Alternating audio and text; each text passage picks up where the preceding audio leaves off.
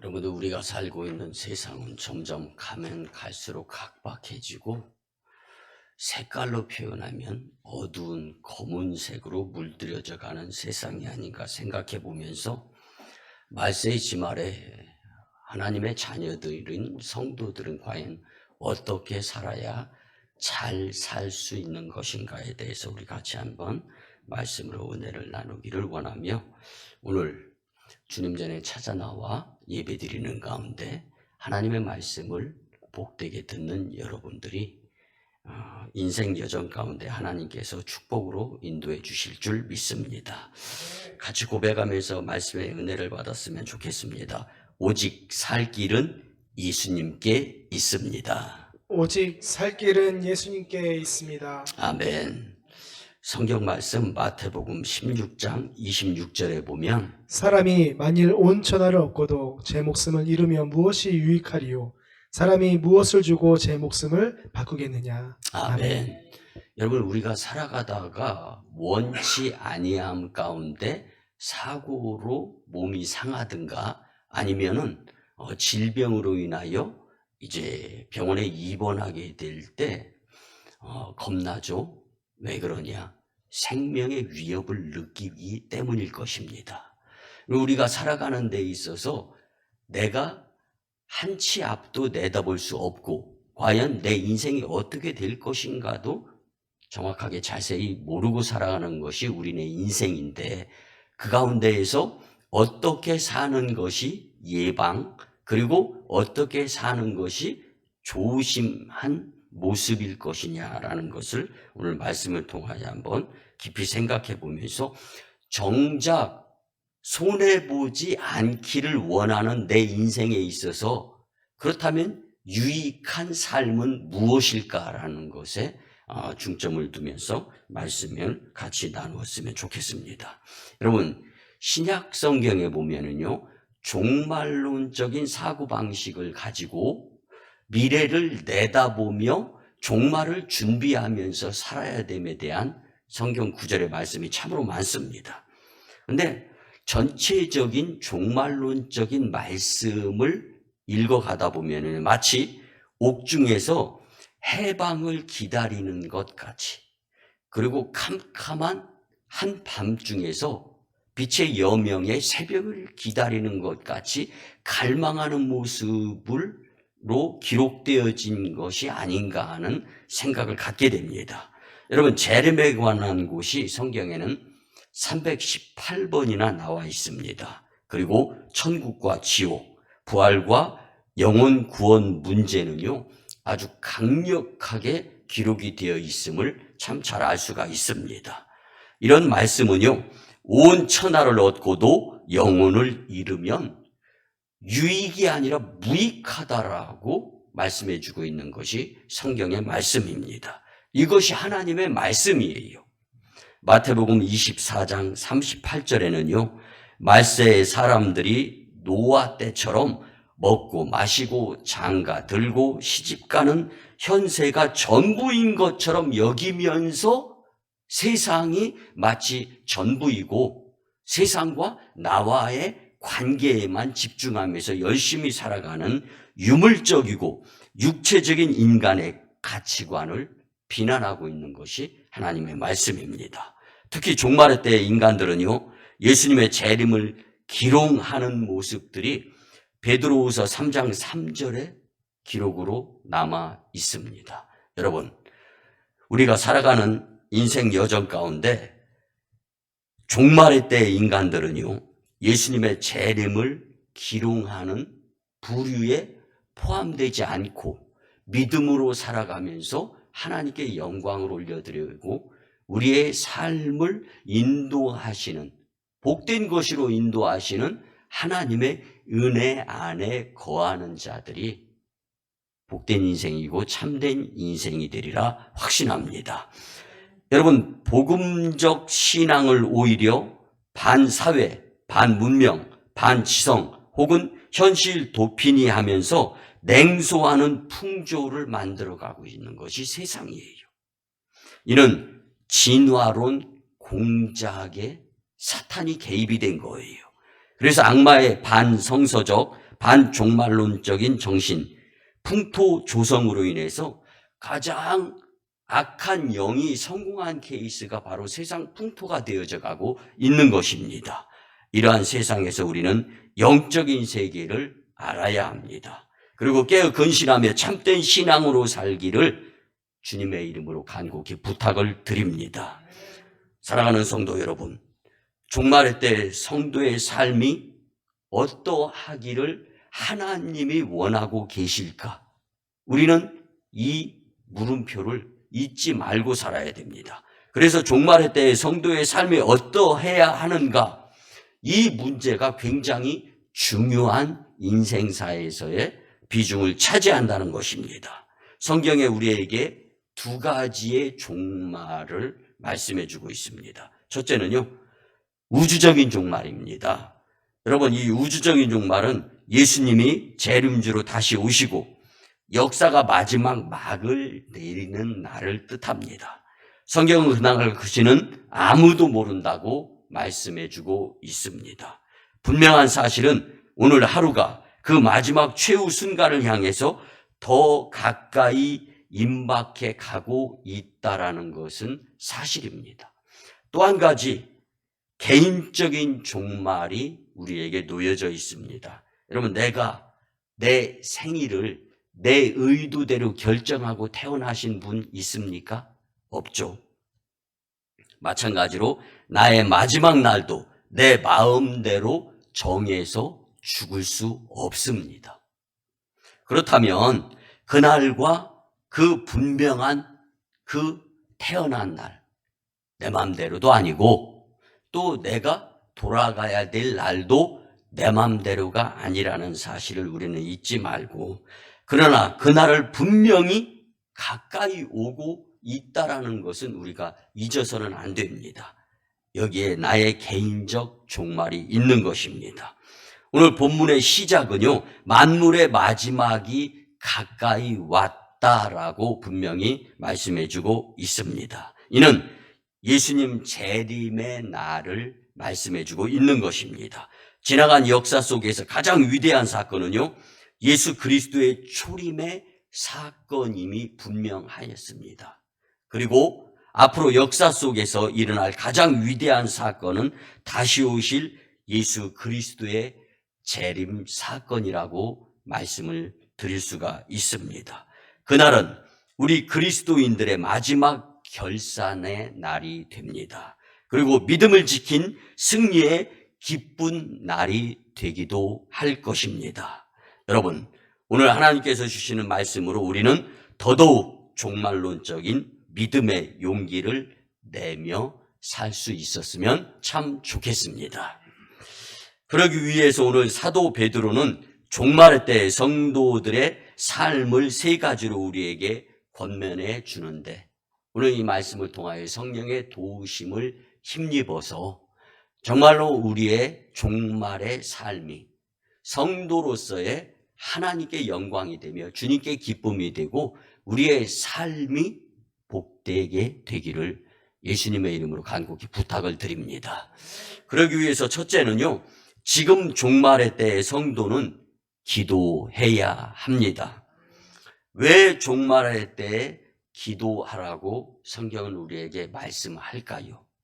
깊이 생각해 보아야 될 부분이 분명한데요, 우리가 기도할 때 주님께서는 혼돈한 종말의 때를 어떻게 살아야 할지를 가르쳐 주시기 때문에 우리는 기도를 쉬지 말아야 합니다. 성경에 보면 기도할 때 하나님께서 가장 사실적인 방법으로 응답하시는 부분들을 많이 찾아볼 수가 있습니다. 그 기도는 하나님이 꼭 들어주시는데 지혜를 통한 방법으로 응답을 해 주신다라는 사실입니다. 야고보서 1장 5절에 보면 너희 중에 누구든지 지혜가 부족하거든 모든 사람에게 후히 주시고 꾸짖지 아니하시는 하나님께 구하라. 그리하면 주시리라. 아멘. 아멘. 너나 할 것 없이 인생 여정 가운데에서 우여곡절 가운데 실수를 연발하면서 살아가는 것이 어쩌면 인생이 아닐 수 없다라는 생각을 가져보는데요. 여러분, 그렇습니다. 왜 실수를 합니까? 지혜가 부족하기 때문입니다. 그래서 우리의 지혜가 부족한 것을 하나님께 기도로 아뢰게 되면 주님은 우리에게 지혜의 방편의 방도로서 인생 여정 가운데 실수보다는 오히려 지혜롭게 살아갈 수 있도록 인도해 주신다는 말씀인데요. 여러분, 하나님께서는 기도하는 자를 보고 싶어 하시고 지금도 찾으십니다. 그러면 왜 하나님께서 기도하는 자들을 찾으시느냐? 종말의 때에 어떻게 살아야 할지를 지혜로 가르쳐주고 싶어 하시는 분이 하나님이시기 때문입니다. 우리의 삶에 어려움과 시련이 닥치며 고통의 바람이 불어올 때 우리의 마음속에 일어나는 본능적인 질문이 있습니다. 그것은 이럴 때 어떻게 살아야 할까라는 부분입니다. 근데 우리는 그때마다 기도로 지혜를 얻어서 살아야 됨이 마땅한 하나님의 자녀인 성도라는 사실을 잊어서는 안 됩니다. 그러면 왜 종말의 때 특히 우리가 기도를 쉬지 않고 열심을 내야 할까? 여러분, 믿음을 지키고 거룩해지며 하나님과 예수님과 성령님과 가까워지기 위함이 그 방법이 기도인 줄 믿으시기 바랍니다. 바꿔서 말씀을 드리면 기도를 열심히 드리면 예수님과 가까워지는 거예요. 기도를 열심히 드리지 못하고 기도를 등한히 하고 그 좋은 성도의 지혜로운 삶을 살기 위해서 하나님께서 허락해 주신, 여러분 지금 하나님께서 허락해 주시지 아니하면 기도 못 드리는 자들이 세상에 허다하다라는 것을 기억하시면서 하나님의 자녀로서의 특권 중에 좋은 것 중에 하나가 기도라는 것을 잊지 말고 교훈받을 수 있는 시간이 되었으면 참 좋겠습니다. 여러분은 하나님께 지금 기도를 얼마나 드리고 있습니까? 주님께 기도 드리는 만큼이 주님을 사랑하는 분량인 줄 믿으시기 바랍니다. 그리고 주님은 기도자를 찾으시고 그 기도자에게 응답해 주시기 위해서 우리에게 다가오고 계시는 분이 하나님이시다라는 사실을 잊어서는 안 됩니다. 왜 우리 교회에서는 나만 기도하는 것 같아요? 바꿔서 생각하시기 바랍니다. 우리 기도에서, 우리 교회에서 그렇게 기도드리는 나를 더 주님은 사랑해 주시고 또 나를 통하여 하나님이 일하실 것들을 기대하면서 부정적인 기도자가 아니라 긍정적인 기도자의 모습으로 제단에서 기도드리면 교회 부흥의 주역이 되고 구약의 야긴과 보아스와 같이 제단의 기둥이 되면서 예수님이 서실 수 있도록 힘쓰는 복된 삶의 주인공은 다름 아닌 기도자라는 것을 기억하시면서 기도에 열심 낼 수 있었으면 참 좋겠습니다. 여러분, 기도하는 만큼 우리의 영혼은 그만큼 깨어있는 맑은 영혼이 된다라는 사실을 잊지 마시기 바랍니다. 우리가 기도하며 기도하는 삶을 살 때 우리의 영혼은 깨어있는 맑은 영혼으로 변화되어져 가고 있음을 믿으시기를 바랍니다. 그러므로 예수님과 거리가 더 가까워진다라는 사실에 확신을 갖고 기도 드리시기 바랍니다. 그래서 예수님은 사랑하는 제자들에게 기도를 그렇게 강력하게 강조하였던 것입니다. 시험에 들지 않게 깨어있어 기도하라. 아멘. 바꿔서 말씀을 드리면요, 기도를 드리지 아니하면 시험에 들 수밖에 없느니라라는 말씀으로 우리의 마음판에 기도를 소중히 각인시켰으면 참 좋겠습니다. 그러면 본문에서 종말의 때 성도의 삶에서 우리의 기도의 자세를 어떻게 갖추라고 그 자세를 교훈하고 가르쳐 주는가? 오늘 본문에서 만물의 마지막이 가까이 왔다. 그러니까 지금은 정신 차릴 때다라고 말씀해 주고 있습니다. 여러분, 기도는 영의 정신을 차리는 것인 줄 믿으시기 바랍니다.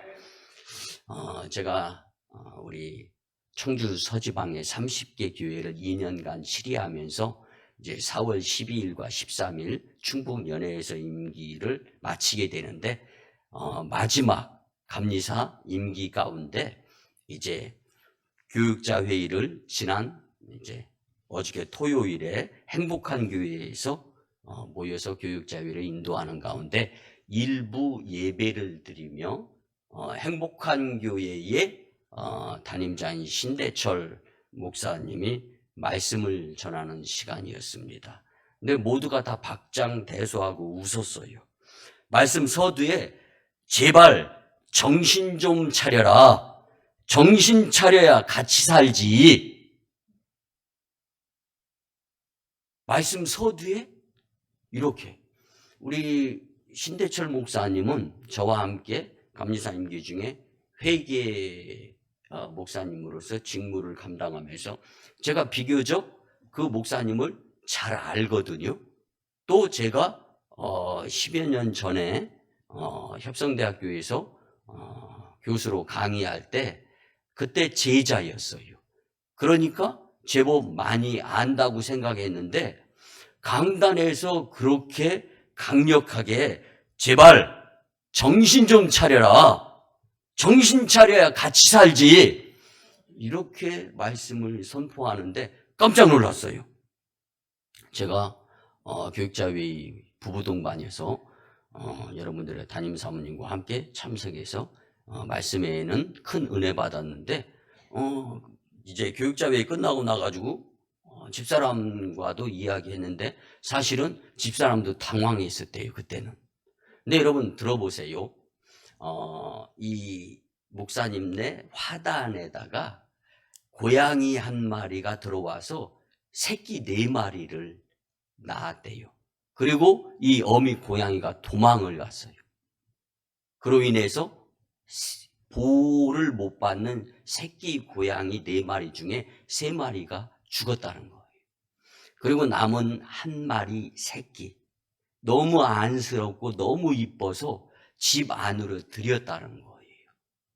근데 집 안으로 들이면서 소변과 대변을 잘 가리면서 집안 식구들과 함께 클 때까지 잘 성장하기를 바라는 마음으로 오히려 그런 그 고양이를 놓고도 기도를 했다는 거예요. 그런데 이 고양이가 이제 무럭무럭 1년이 지나고 자라면서 발정기가 오더라는 거예요. 근데 아마 이 동물의 발정기는 인간의 사춘기격이 되는지는 몰라도 그렇게 말을 잘 듣고 소변을 잘 가렸던 이 고양이가 어느 날 침대에도 볼일 보고 그 양말 벗어놓은 데다가도 소변 보고 냄새가 나는 거예요. 그래서 교회에서 기도드리고 이제 가정으로 사택으로 복귀를 했는데 이게 고양이가 이게 싼 소변을 발로 밟은 거예요. 그러니까 들어가면서 큰 소리 치면서 그렇게 얘기를 했다. 제발 정신 좀 차려. 정신 차려야 같이 살 수 있지. 고양이한테 했다는 말이라 합니다. 여러분, 저는 그 말씀을 들으면서 그 마지막 표현이 더 우스꽝스러우면서 웃을 수가 없었어요. 그 고양이가 이쁜데도 그렇게 소대변을 못 가리니까 못 살겠다. 이제는 정신 좀 차려라. 이게 뭐냐면요, 경고의 멘트였던 거예요. 계속 더 이상 이렇게 소대변 못 가리고 정신을 못 차리면 너 우리와 같이 살 수 없어. 우리 집에서. 이 집의 주인은 네가 아니라 나 아니냐.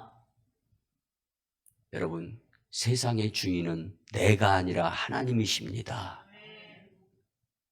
그리고 우리는 일 맡은 위임 받는 대로 살아갈 뿐이에요. 여러분, 오늘 본문은요, 정신을 차리고 근신하면서 기도하라고 말씀해주고 있습니다.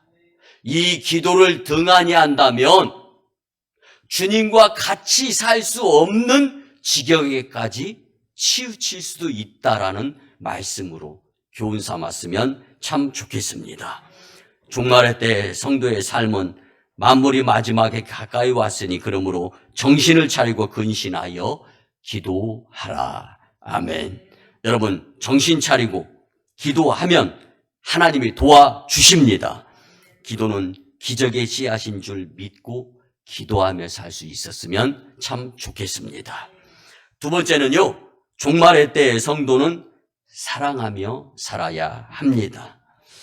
본문에 분명히 무엇보다 뜨겁게 서로 사랑할지니 아멘, 이렇게 표현이 되어져 있습니다. 본문 8절에 보면 무엇보다 뜨겁게 서로 사랑할지니 사랑은 허다한 죄를 덮느니라. 아멘.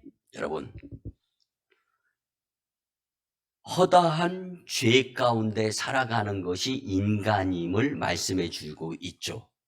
그런데 그 허다한 죄, 무수히 많은 죄를 짓고 죄 가운데 살아가는 내 인생일 수 있지만 그 가운데에서 그리스도의 사랑으로 살 수 있도록 노력하라는 주님의 말씀을 우리는 절대로 인생 여정 가운데에서 간과해서는 안 되리라 확신합니다. 성경은 종말의 때의 성도의 삶의 자세에 있어서 우선순위격에 사랑하라고 명령하고 있습니다. 여기서 뜨겁게라는 말은요, 운동선수가 숨이 목, 코 끝까지 허덕이면서 찼을 때 그것으로 끝나는 것이 아니라 목표점을 향해서 도달해서 더 이상 힘과 기력이 없을 지경에 치우칠 정도로 힘을 다 소진하며 살아가는 그 모습을 표현하는 것이 바로 이 뜨겁게라는 것입니다. 더 이상 이것보다 더 뜨거운 상황은 없다라고 표현해주는 말씀으로 우리는 받아들여야 합니다. 우리도 내 주변에 있는 모든 사람을 사랑하며 살기로 결심하고 그 사랑은 뜨겁게 해야 한다는 말씀이 오늘의 교훈입니다. 이것이 곧 선교입니다. 전도입니다. 여러분, 오는 성도들과 함께하는 교회보다는 우리가 같이 성도를 맞이할 수 있도록 나가서 전할 수 있는 모습이 우리 교회 전통이고 하나님이 원하시는 모습을 보고 싶어 하심이 그 부분이에요. 우리끼리만 예배드리는 것으로 원치 아니하시는 주님 생각하면서 여러분 주중에 더 열심히 목회자인 저희도 마찬가지 교회 지키는 자로서가 아니라 함께 나가서 복음을 전하는 모습들을 보이게 될 때 그 모습을 통하여 하나님의 놀라운 일을 경험하며 축복자의 반열에 서리라 확신합니다. 여러분, 심리학자들이 하는 말이요, 내가 상대방의 허물과 잘못한 것을 알고도 덮어주고 사랑할 때 상대방은 자신의 잘못을 고백한다라고 말합니다. 이런 고백을 통해서 화해가 이루어지고 심지어는 상처가 치료까지도 되어진다라고 말합니다. 그런데 너 왜 이렇게 일했어? 잘못을 꼬집어 뜯어서 들추어 내게 된다면 그 폭로로 인해서 상대방에게 모멸과 죄책감을 안겨다 주고 그로 인해서 마침내 원수지간이 될 수밖에 없다라는 것입니다. 종말의 때 절실하게 필요한 것은 세상에 그 무엇도 아닌 하나님 사랑인 줄 믿으시기 바랍니다. 우리는 무엇인가 분명히 부족한 부분들을 갖고 사는 사람들입니다. 그렇기 때문에 다 실수를 하며 살아가는데 성경은 그 실수를 덮어주면서 사는 것이 사랑이라고 말씀해 주는 것입니다. 그렇게 기승을 부렸던 코로나도 이젠 서서히 잊혀져 가고 있어요. 그리고 마스크도 스스로 자유롭게 선택해서 살아가는 그러한 세상이 되어져 가고 있어요. 이런 시국에 내가 지금 얼마나 예수님을 사랑하는가를 생각하면서 이 예배 시간에 특별히 주님 사랑의 마음을 다짐하며 살 수 있었으면 더 좋겠습니다. 여러분, 성경을 읽다가 하나님 사랑에 대해서 아주 깊이 깨닫게 되는 부분들이 있죠. 저는 지난 주간에 이동하는 차 안에서 책을 읽다가 갑자기 성경 말씀이 궁금해져 가지고 옆에 있는 성경책을 펴가지고 읽어보면서 큰 은혜를 받았는데, 마태복음 2장 11절에 보면 집에 들어가 아기와 그의 어머니 마리아가 함께 있는 것을 보고 엎드려 아기께 경배하고 보배 합을 열어 황금과 유황과 모략을 예물로 드리니라. 아멘. 유대 땅 베들레헴 마구간에서 태어나신 예수님, 그 아기 예수님께 하나님께 영광을 드리며 경배하려고 동방박사들이 찾아갔죠. 그리고 그에게 황금과 유향과 모략을 예물로 드렸습니다. 근데 우리가 자칫 생각하면 출생의 기쁨을 함께 누리면서 드려진 축복의 모습임을 알 수가 있습니다. 그런데 이것이 하나님에 대한 사랑의 마음인데, 하나님께서 동방박사들을 통해 아기 예수님께 예물을 드리는 모습 가운데에서 그 예물이 바로 황금이고 유향이고 모략이었다라는 거예요.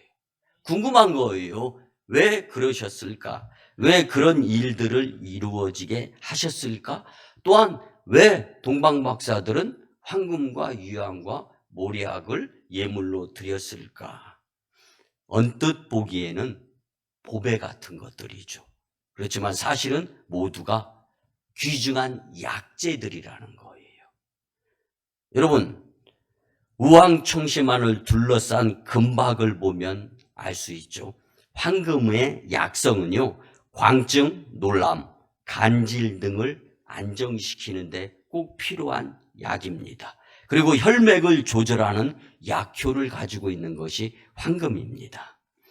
물론 양에 따라 조절이 되어야 되겠죠. 그리고 유향은요, 진통 억제 효과가 아주 뛰어나고 신복통을 가라앉히고 종창에 새살이 돋아나도록 하는 약재였습니다.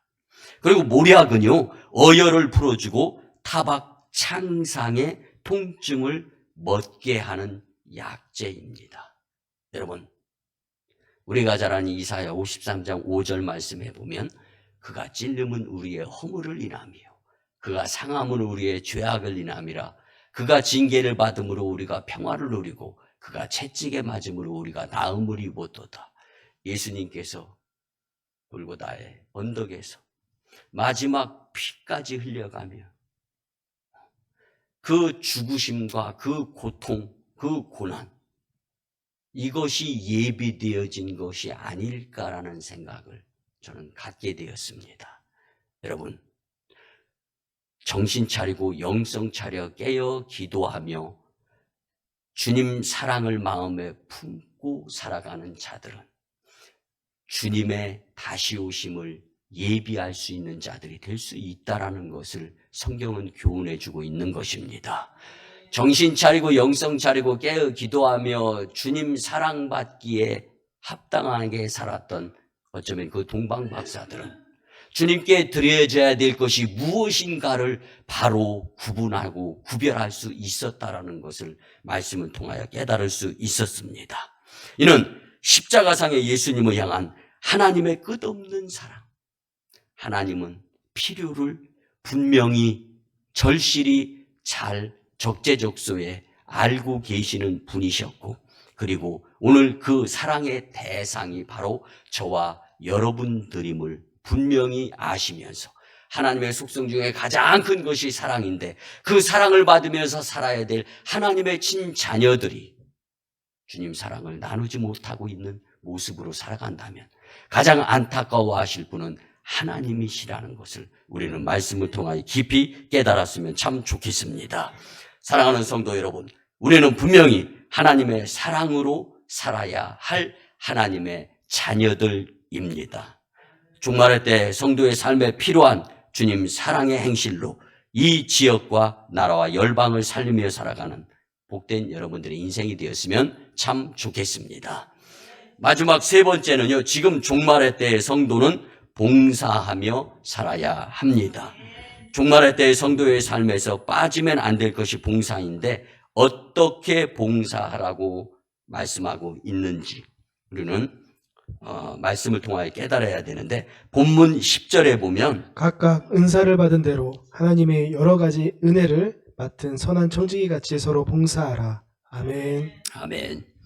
여기서 말하는 청지기는 저와 여러분들이 잘 알고 있는 하나님의 말씀 가운데 한 부분인데요. 자기 것이 하나도 없는 사람입니다. 주인의 것을 맡아서 관리하는 사람을 말하는 거죠. 근데 마치 하나님이 우리에게 허락하여 주신 것을 내 것인 것으로 욕심 부려가며 내 마음대로 고집하며 살아가는 우리네 인생이 아닌가 한번 생각해 보시기 바랍니다. 하나님은 우리를 사랑하십니다. 어떻게 사랑하시냐면 아낌없이 사랑하시는 분이십니다. 그런데 나는 하나님께 대해서 아끼며 살아가고 있는 것이 있다면 회개해야 되지 않을까요? 주님께 용서를 구해야 되지 않을까요? 과거에 그 무엇인가 주님과 약속했던 것을 아직도 내 욕심 때문에 십자가 밑에 내려놓지 못하고 있는 것이 있다면 그것으로 인하여 하나님의 사랑이 나에게 전달되지 못하고 있는 부분들이 아닐까 생각해 가면서 여러분, 주님 사랑에 욕심 부리며 살았으면 좋겠습니다. 세상 아둥바둥하면서 살아보아도 이래도 저래도 한평생입니다. 여러분, 서두에 말씀드렸죠. 오늘날 내 맘대로 결정 못해서 내 생일 내 맘대로 날짜 잡은 거 아닌 것처럼 돌아가야 될 날도 주님이 오라고 하면 가야 되는데 그날과 그 시를 모르는 것이 우리네 인생인데 오늘 지금 여기 이곳에서 정말 하나님 사랑을 위해서 아낌없는 인생이 되었으면 참 좋겠습니다. 여러분, 우리는 다 청지기입니다. 우리의 생명도 재산도 우리의 재능과 지능도 우리의 건강도 그리고 우리가 지금 그렇게 아끼는 것과 소유하려고 노력하며 힘쓰는 그것, 이 모든 것이 다 하나님의 것임을 우리는 인정하며 사는 것이 행복입니다. 하나님께서는 이것을 가지고 이웃을 섬기고 봉사하라고 우리에게 모든 것을 청지기의 직임으로 맡기시면서 위임했다는 사실을 잊어서는 안 될 줄 믿습니다. 요즘 한국 의료 기술진이 세계에서 독보적인 존재로 부각이 되어집니다.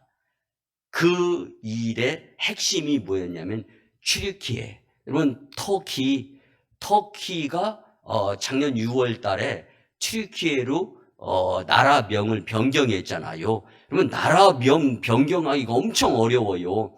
근데 터키는 이 동물, 날짐승들을 표현하기도 하고 못난이, 찔찔이 이런 표현들이 내포되어 있더라고요. 이 터키라는 말에. 그래서 나라가 잘 안 되는 것 같다.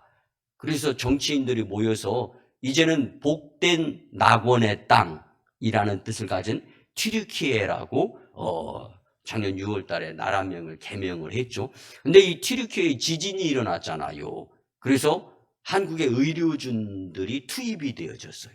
근데 거기서 의료 이제 사고가 많이 일어나지 않고 아주 봉사하는 모습이 아주 열심히 있고 그 가운데에서 감동을 주는 부분들이 있어서 한국의 의료진이 세계적으로 독보적인 모습으로 부각이 되어지는데, 여러분, 의료 봉사의 대다수가 크리스천들로 구성이 되어졌는데 사실 크리스천들만 뽑은 것이 아니라 그곳에서 의료 기술을 의술을 발휘하기 전에 잠깐의 시간을 통하여 기도하면서 의술을 펼치는 모습들이 이제 매스컴을 통해서 부각이 되어졌던 것을 보았습니다. 저도 잠깐 기도를 드리면서 그런 기도를 드렸는데, 주님, 저들에게 그리스도의 마음으로 봉사하게 해주세요. 여러분, 우리가 봉사를 하되 예수님의 마음으로 봉사하지 아니하게 되면 자칫 잘못하면 내가 드러나게 돼 있어요. 그렇게 되면 어깨가 으쓱하게 될 수도 있고, 그로 인해서 어쩌면은 기복주의 신앙자가 되어서 내가 이만큼 봉사했으니까 하나님은 나에게 이렇게 축복을 해주실 거야. 여러분, 축복은 하나님이 나에게 필요에 따라 주시는 것이 복인 줄 믿으시기 바랍니다. 여러분, 오늘 본문 11절에 보면 만일 누가 말하려면 하나님의 말씀을 하는 것 같이 하고 누가 봉사하려면 하나님이 공급하시는 힘으로 하는 것 같이 하라. 이는 범사에 예수 그리스도로 말미암아 하나님이 영광을 받으시게 하려 함이니 그에게 영광과 권능이 세세 무궁하도록 있으리라. 아멘. 아멘. 아멘. 여러분, 하나님이 영광을 받으시기 위한 봉사가 필요한 거지, 내가 어깨가 으쓱하고 내가 나타나는 것을 위한 봉사자가 되어서는 안 될 것이다라는 것을 말씀해 주는 말씀의 구절입니다. 조건이나 바람이 없는 것이 참된 봉사라는 사실입니다. 지금 종말의 이 사회에 반드시 필요한 것이 바로 하나님 영광을 위한 봉사, 이것이 절대적으로 필요한데, 하나님 영광을 위한 봉사가 세상적인 일이 되어지다 보니까 어두운 세상이 되어져 버리고 마는 거예요. 여러분, 예수님의 심정으로 봉사하며 살아야 하나님의 영광을 받으신다는 사실을 결코 잊지 않고 봉사하는 자들이 되었으면 참 좋겠습니다. 봉사에 나의 존재가 들어가고 또 내 존재가 드러나며 자존심이 들어갈 뿐만 아니라 자기가 나타나는 그 순간부터 그 봉사는 안타까움이 생길 수밖에 없다라는 사실입니다. 또한 과거엔 열심히 참 봉사 열심히 잘 했는데 지금 현재 쉬고 있는 봉사의 모습들이 있다면 주님께 기도드려가면서 하나님 영광을 위한 일을 쉬지 않게 해주세요. 기도드리면 주님이 참된 봉사자를 세워주시리라 믿습니다. 여러분, 성경은 그리스도인의 봉사 유형을 두 가지로 우리에게 권면해 주는데, 첫째는요, 말로 하는 봉사가 있습니다. 그리고 몸으로 하는 봉사가 있어요. 말로 하는 봉사는 설교가 있을 수 있고 교육과 복음 전도 등이 있는데, 필수는 하나님 영광을 위한 목적이 흔들림이나 변화가 있어서는 안 된다는 사실입니다. 또 몸으로 하는 봉사는요, 교회 내에서 예를 들자면 교회 청소, 교사, 성가대, 반주, 방송실 섬김, 차량 봉사, 애참 봉사, 교회 방역 등등인데요. 여러분, 부흥하는 교회, 성장하는 교회, 예수님이 원하시는 공동체는요, 목회자는 성도들의 재능을 파악하고 성도들이 예수님의 몸인 교회에서 어느 부서에서 일할 것인가, 그 부서를 잘 기도하며 파악해서 성도를 봉사할 수 있는데 쉬지 않도록, 게으름 부리지 않도록 적재적소에서 봉사할 수 있도록 하는 교회가 부흥하고 예수님이 원하는 교회가 바로 그런 교회다라는 사실을 잊지 마시고, 어렵게 힘들게 목회자가 어느 부서에서 어떻게 봉사하셨으면 좋겠습니다. 권고할 때 사양하지 마시고, 또 교회는 목회자들에 의해서 봉사가 이루어지는 것도 필요하지만 성도들 스스로 하는 봉사를 통하여서 교회 공동체가 부흥한다라는 사실 또한 기억하시고 사셨으면 참 좋겠습니다. 여러분, 그런데 이런 봉사마저도 하나님이 공급하시는 힘으로 감당해야 하나님의 영광을 받으실 수 있다라는 사실입니다.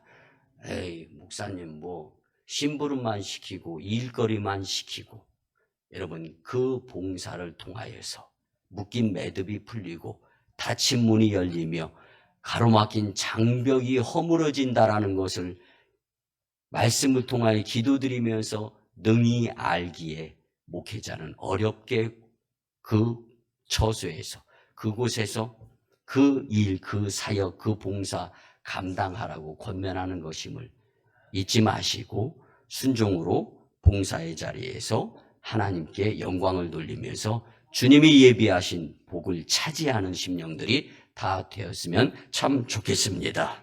말씀의 결론을 드립니다. 사랑하는 성도 여러분, 무엇을 하고 있을 때 재림주 예수님이 오셨으면 좋겠습니까? 기도와 예배드리는 시간에 주님이 오셨으면 얼마나 좋겠습니까?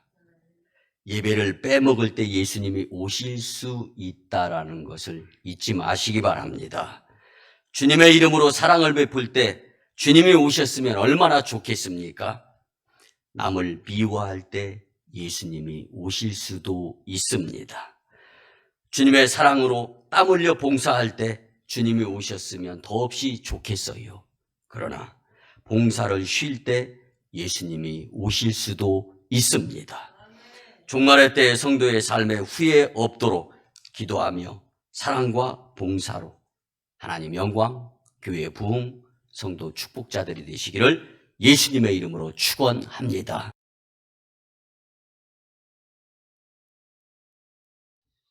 이제 우리 같이 정성으로 치유와 축복의 기도를 드립니다. 주님, 이 시간 하나님의 치료하는 광선을 발하여 주셔서 포로된 자가 자유케 되며 눌린 자가 해방되고 병든 자를 고치시고 귀신을 내어 쫓으시며 풍족해 하시는 주님의 권세를 체험하는 주인공으로 사용하여 주시옵소서. 여호와 이름을 경외하는 너희에게는 의로운 해가 떠올라서 치료하는 광선을 바라며 송아지같이 뛰리라 말씀하여 주신 주님, 이제 내가 나사렛 예수 그리스도의 이름으로 명하노니 질병, 병마, 그리고 각종 바이러스와 더럽고 추악한 어둠의 영은 떠나가고 물러가며 각종 문제는 예수님의 이름으로 해결되어질지어다. 아멘.